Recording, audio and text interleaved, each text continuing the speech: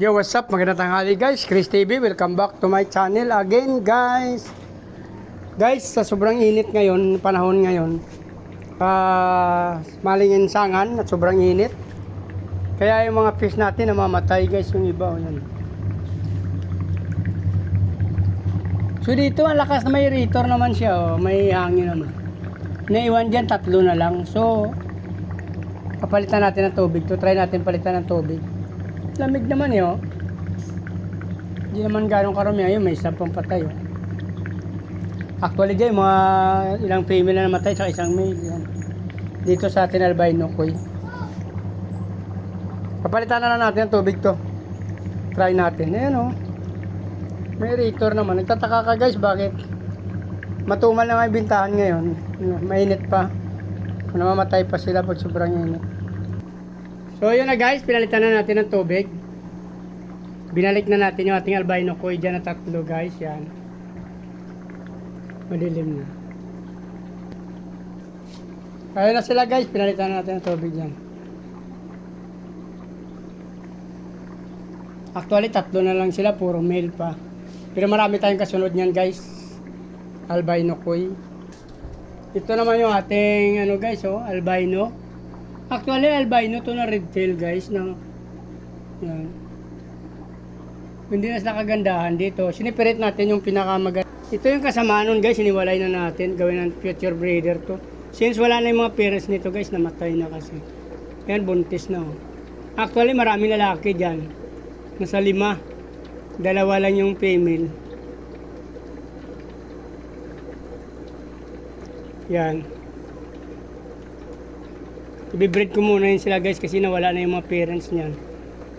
Pero nagkaroon kasi siya ng yung fins niya nagiging light blue guys. Hindi tulad nung ano nila yung talagang parents nila, yung lalaki nun pulang-pula yung tail. Titinan pa natin pa nag-adult pa to sila kung gaganda pa. So, pansamantala lang muna dyan, 5 pa yung male dyan, 2 lang female, pero nilagay ko muna dyan. Sinipirit ko na sila dun sa kasamahan nila. Ito kasing medyo mas maganda. Ito yung kasamahan niya guys. Yung, ito yung iba ay isama natin. Unahin natin ito ibenta paglaki nila. Actually, juvenile na sila guys. Yan. Yun gawin ko future breeder yung kaninang pinakita ko sa inyo. Ito 3 na lang. Meron pa naman tayo dyan mga feeder dyan, madilim lang. Yan.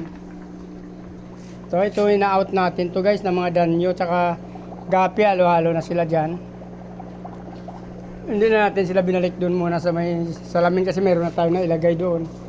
Ito pa natitira natin ina-out na feeder guys, yan. Marami pa, pwede pa kayo order nito. Paunahan na lang. Pwede kami umorder ng pair, tryo. Ito na yung sunod natin na out sa ating feeder guys. Solid strange to guys. Pwede to pang breeder material guys. Yan. Actually mayroon isa dyan hindi masyadong ayan o, ibang kulay niya talaga. Yan, o. Mayroon ibang kulay dyan guys. Pero ito kasi talagang original niya na kulay. Yan, o. Pagkaganda na to guys. Ready to breed na to. Paunahan na lang. Mamaya hindi ko pa alam kasi mainit pa rin masyado. Balak ko sana magbinta doon sa kalsada pero baka kawawa din nating fish pagka sobrang init kasi mainit na naman pa kasi guys. Grabe yung temperature ngayon, 37 up. Hindi ko pa alam kung magbibinta ako. Sana magbabalak ako magbinta pero umuurong na naman ako kasi nga grabing init na yan guys. Oh, sobrang init oh. Grabe init oh.